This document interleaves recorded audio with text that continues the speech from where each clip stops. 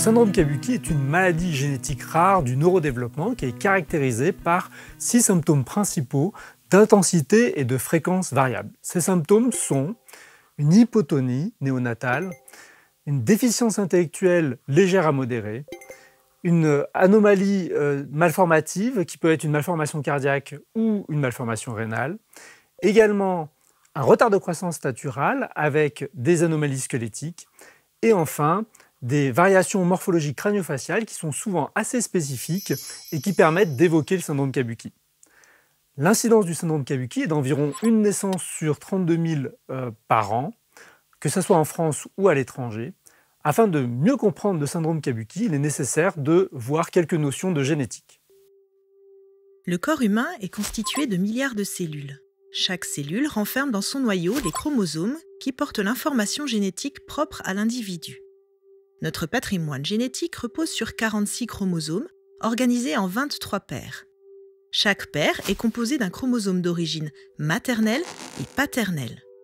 Les 22 premières paires sont similaires chez l'homme et la femme et sont appelées autosomes. La 23e paire, quant à elle, détermine le sexe de la personne. Les chromosomes sexuels chez la femme sont XX et ceux de l'homme XY. L'ensemble de notre patrimoine génétique est appelé génome. L'ADN qui constitue les chromosomes code pour environ 25 000 gènes. Ils contiennent les informations nécessaires au développement et au fonctionnement du corps. Les gènes présents sur les chromosomes non sexuels sont donc eux aussi présents en 2 copies, maternelle et paternelle. Un gène code pour une protéine unique qui a un ou plusieurs rôles bien précis dans l'organisme. Un variant pathogène dans le gène peut perturber la production ou la fonction de cette protéine et parfois être à l'origine d'une maladie génétique. Le syndrome Kabuki est dû à des variations génétiques de novo chez plus de 95% des personnes.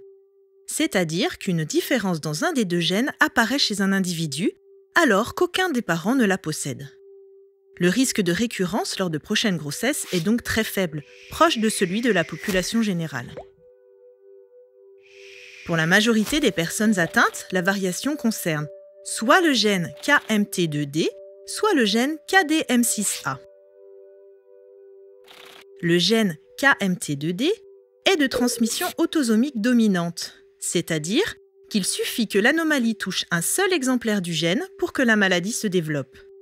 La personne atteinte a donc un risque sur 2 de transmettre le variant pathogène à sa descendance. Le gène KDM6A, lui, est sur le chromosome X.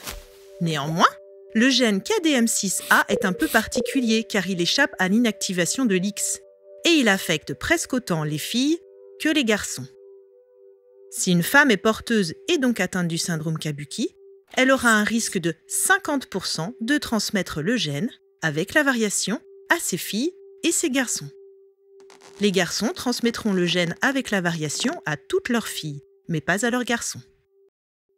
Le syndrome Kabuki peut être diagnostiqué pendant la grossesse en cas de découverte d'un syndrome malformatif par la réalisation du séquençage d'exomes. À la naissance, on va évoquer le syndrome Kabuki sur les signes cliniques et on proposera la réalisation du séquençage des gènes KMT2D et KDM6A pour réaliser le diagnostic. Pour un couple de parents qui a un enfant avec syndrome Kabuki, nous pourrons proposer la réalisation d'une amniosynthèse afin de confirmer ou non la récidive du syndrome Kabuki. Enfin, pour une personne qui est elle-même porteuse du syndrome Kabuki, le risque qu'il le transmette à ses enfants est d'environ 50%. Par contre, il ne sera pas possible de pouvoir prédire quelle sera la sévérité des symptômes liés à la transmission de la maladie.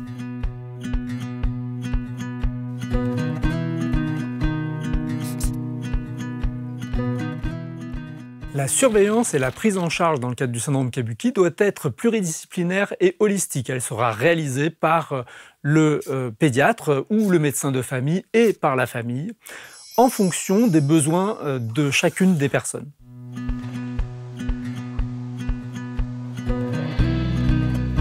Madame, c'est beau temps. Ah oui, on a de la chance aujourd'hui. Ça va dormir vraiment bien vite. Ça se renaît un petit peu. Ah oui, c'est agréable, oui, c'est agréable. Une très belle journée. Tu te souviens, Hugo, où est-ce qu'on part à la fin du mois? À Rome. Tu es content, ça te fait plaisir? Oui. Voilà, donc on partira le samedi matin, il faudrait penser. Hugo a un déficit en hormones de croissance.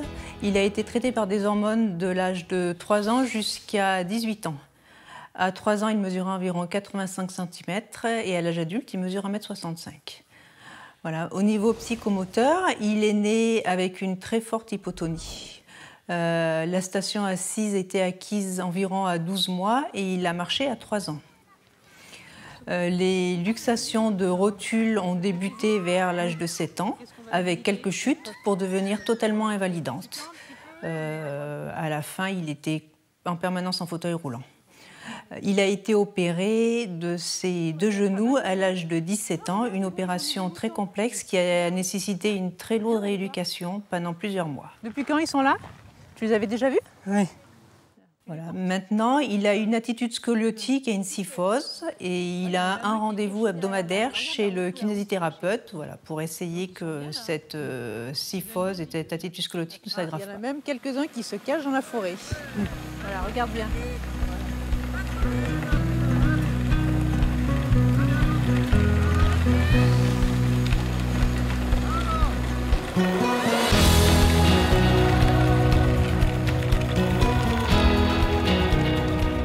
Léna, elle a eu des troubles de l'oralité.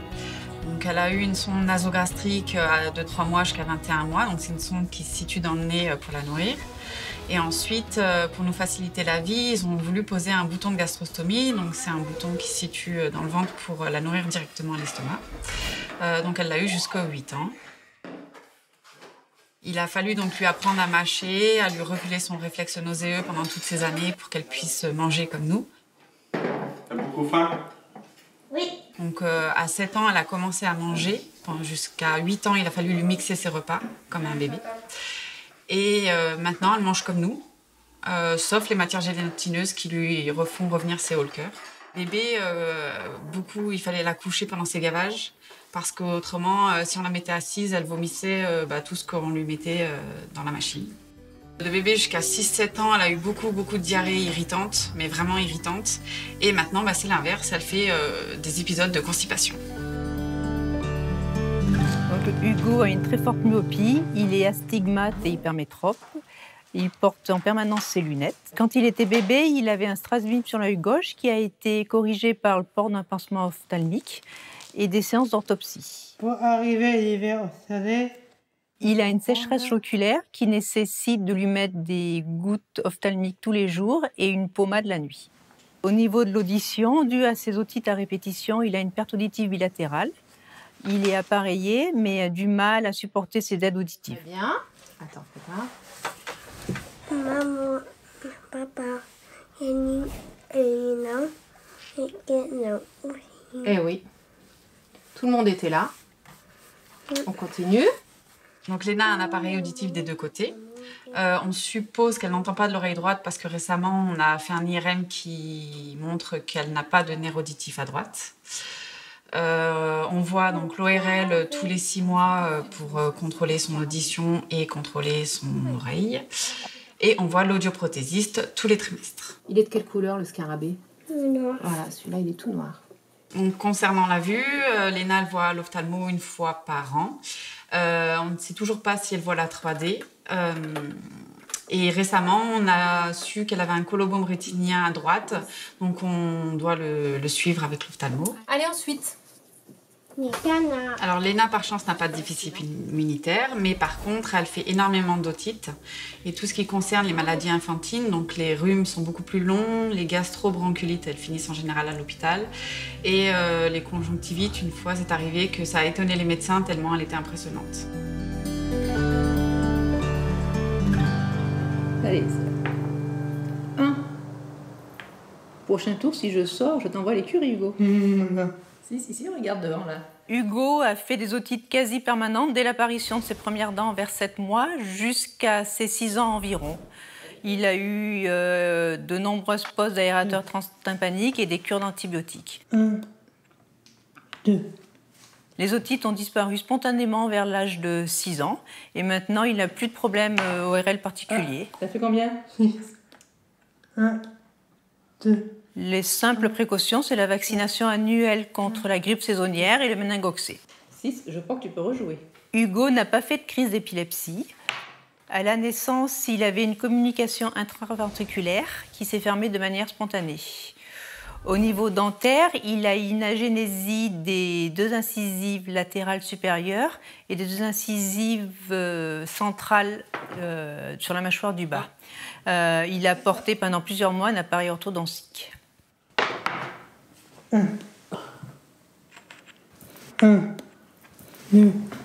Hugo a une malformation rénale avec un rein en fer cheval et une hypercalciurie. À l'âge de 19 ans, il a fait un épisode de colique néphrétique. L'urologue a dû lui poser une sonde double J qu'il a gardée plusieurs semaines.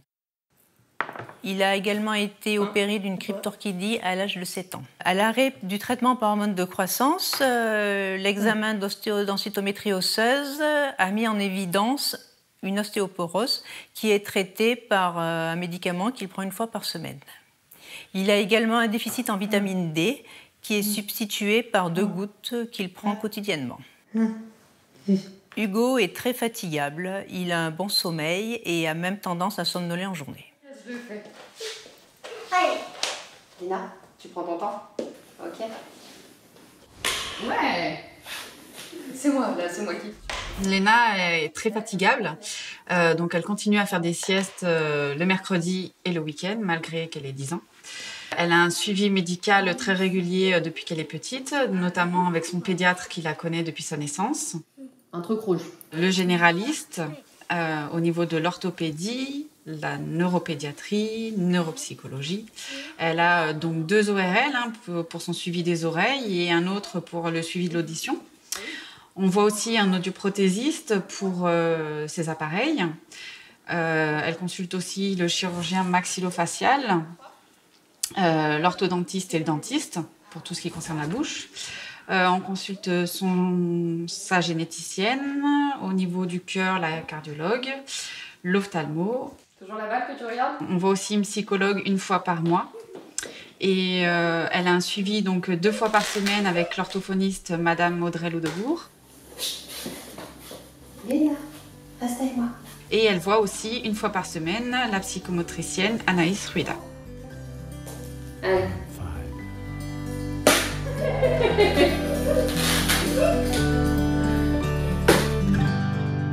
Vous l'aurez compris, la prise en charge dans le cadre du syndrome Kabuki doit être pluridisciplinaire et tout au long de la vie. Un grand nombre de médecins et de paramédicaux pourront participer à la prise en charge des enfants avec syndrome Kabuki.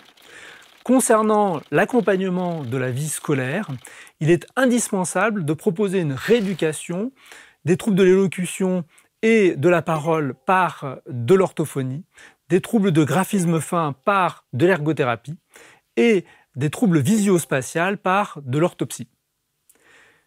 Toutes ces recommandations seront disponibles dans le protocole national de soins, PNDS, qui sera disponible très prochainement. Dans des situations d'urgence, une carte d'urgence est disponible dans tous les centres experts de la filière Handirart. Enfin, vous pouvez trouver des informations sur les sites Orphanet, que ce soit la fiche clinique ou la fiche de prise en charge dans le cadre du handicap.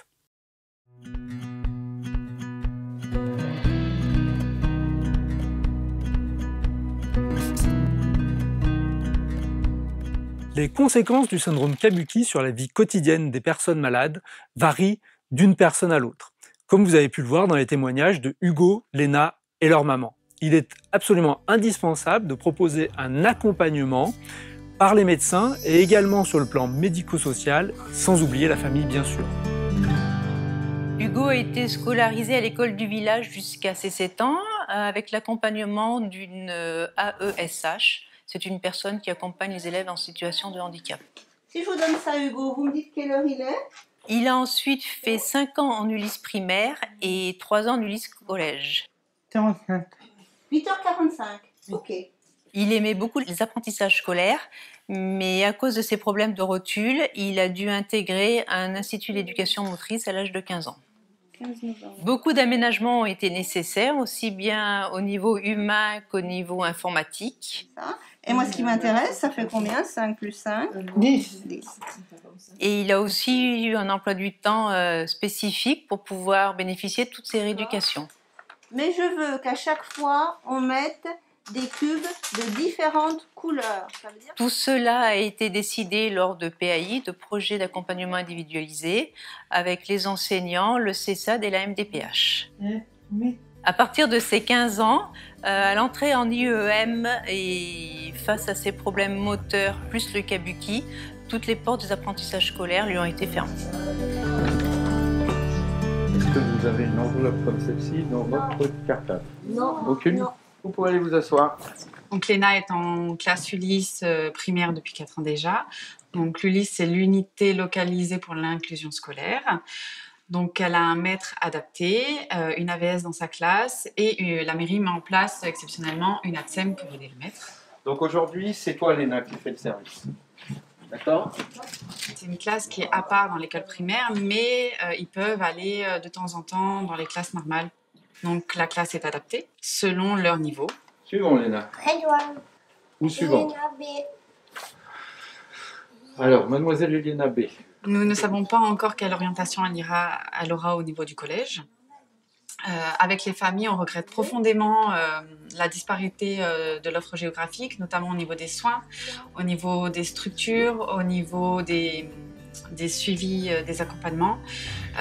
Et c'est un point qui est tellement important au niveau du handicap.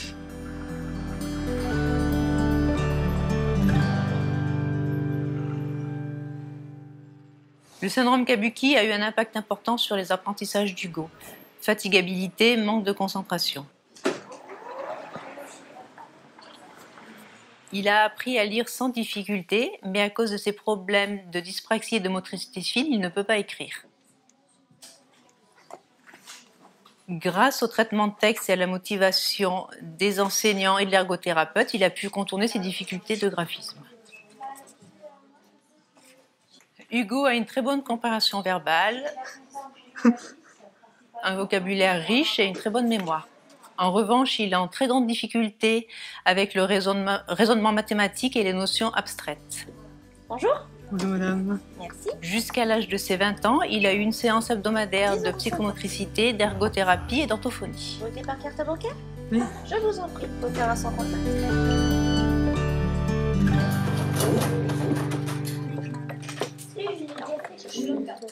Léna, avec l'âge, se concentre de plus en plus, mais cela reste de courte durée.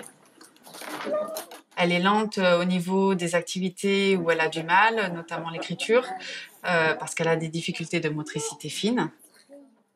Elle a besoin d'aide complémentaire sur tous les gestes de la vie quotidienne et pour l'aider, elle a beaucoup de prise en charge. Talon. Talon.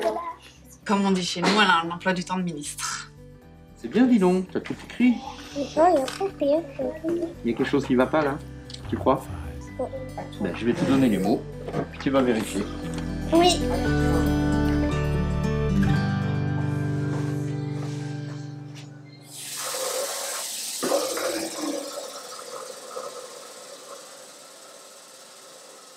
Hugo s'habille seul et de façon adaptée à la météo. Il a besoin d'aide pour faire sa toilette et couper certains aliments. Il est très difficile pour lui de faire ses courses, il manque de concentration, il n'a pas la notion de l'argent, il est vulnérable. Il n'est pas capable non plus d'assurer ses démarches administratives ni la gestion de son quotidien. D'énormes progrès et acquis une petite autonomie, il aura besoin toute sa vie de l'aide d'une tierce personne. Il aimerait faire les choses seul, mais depuis quelque temps a pris conscience que c'était très difficile pour lui. J'en ai. Ramasser quoi? Alors, qu'est-ce qu'il faut faire? Quoi? 3 noisettes. Allez, vas-y. Léna a un vocabulaire d'une petite fille de 3 ans et demi, avec une difficulté de phonation assez importante. L'orthophoniste a travaillé dès le plus jeune âge avec 3 méthodes, donc la langue des signes, avec les mots, donc papa, maman, avec la méthode Macathon, donc c'est des petites images simplifiées avec le mot écrit dessous, et la méthode Borel, donc par exemple c'est un son avec un geste, donc le P, le A. Nous à la maison, on fonctionne avec des photos et des images pour simplifier la communication et la compréhension. Alors, bref. Rien du tout. Tu passes ton tour. Allez, à moi.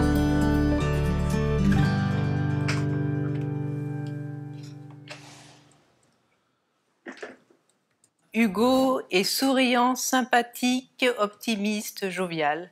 Avec autrui, il a un comportement normal. Il est très attentionné. Il aime beaucoup les sorties et les réunions de famille.